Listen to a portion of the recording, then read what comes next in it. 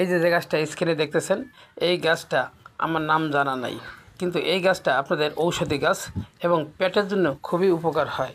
আপনারা যদি কেউ নাম জানেন তাহলে আমাকে বলবেন। এবং এটা পেটের জন্য খুবই উপকার হয়।